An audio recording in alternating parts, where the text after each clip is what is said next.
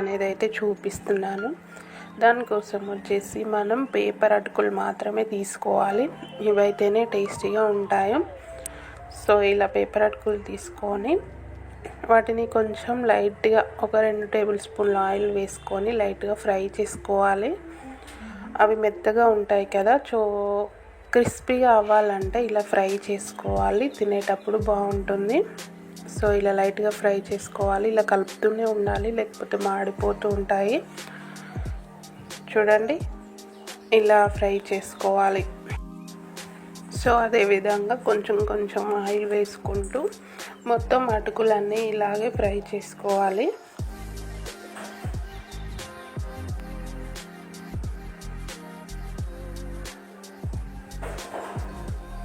చూడండి, ఇలా అయితే ఫ్రై అవ్వాలి.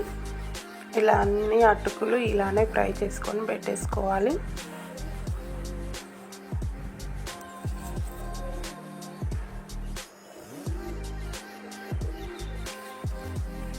సో ఇలా ఫ్రై చేసి పెట్టేసుకున్న తర్వాత పోపుకి కావాల్సినవి అయితే తీసుకోవాలి. దానికి వచ్చేసి పల్లీలు, కరివేపాకు, కొత్తిమీర, వెల్లుల్లి రెబ్బలు, ఆనియన్స్, అలాగే పచ్చిమిర్చి, అలాగే పోపు దినుసులు తీసుకోవాలి.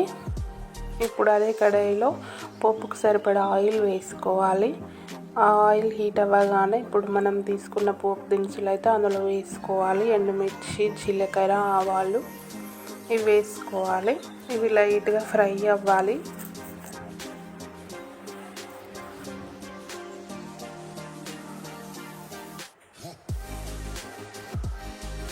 చూడండి, ఇలా ఫ్రై అయిన తర్వాత పచ్చిమిర్చి వేసుకోవాలి. ఇలా పచ్చిమిర్చి పొడుగ్గా కట్ చేసుకోవాలి. సో పచ్చిమిర్చి వేసుకున్న తర్వాత మొత్తం అంతా ఒకసారి కలిపేసుకోండి. ఇప్పుడు ఇందులోనే మనం 2 వెల్లుల్లి రెబ్బలు వేసుకోవాలి. అలాగే కట్ చేసి పెట్టేసుకున్న ఆనియన్స్ అయితే వేసుకోవాలి. వేసుకొని ఇలా ఫ్రై చేసుకోవాలి.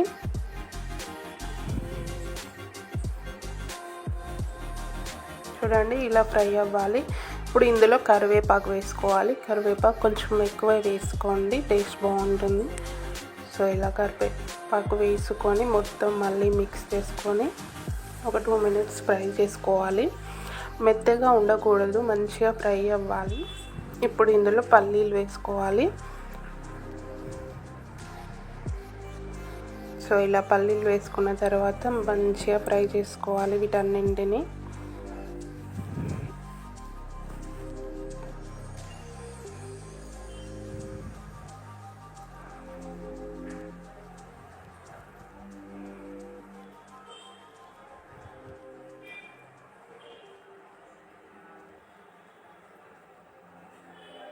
ఇలా అంతా ఫ్రై అయిన తర్వాత ఫైనల్గా వచ్చేసి కట్ చేసి పెట్టేసుకున్న కొత్తిమీర వేసుకోవాలి.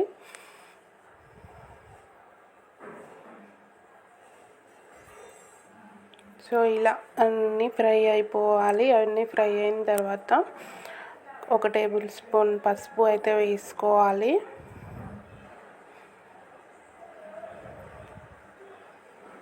ఇలా పసుపు వేసుకున్న తర్వాత మళ్ళీ అంతా ఒకసారి కలిపేసుకోండి.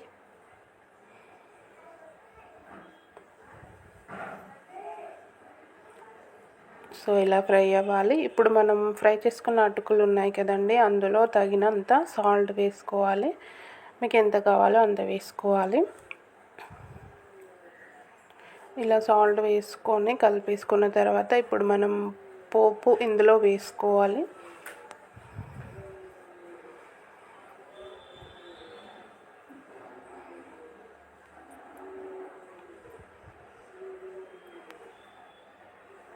చూడండి, ఇలా అయితే వేసుకోవాలి పోపు అంతా. ఒకసారి ఇదంతా కలిపేసుకోవాలి. ఈ మనం వేసుకున్న పోపు, సాల్ట్ అండ్ అలాగే అటుకులంతా కలిసిపోయేలా మంచిగా కలిపేసుకోండి.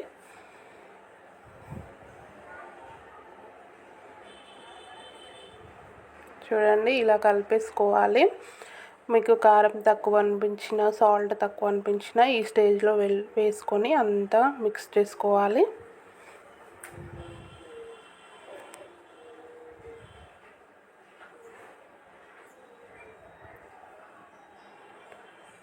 సో ఇలా అంతా మిక్స్ చేసుకున్న తర్వాత ఇందులో కొంచెం మిక్చర్ అయితే వేసుకోవాలి.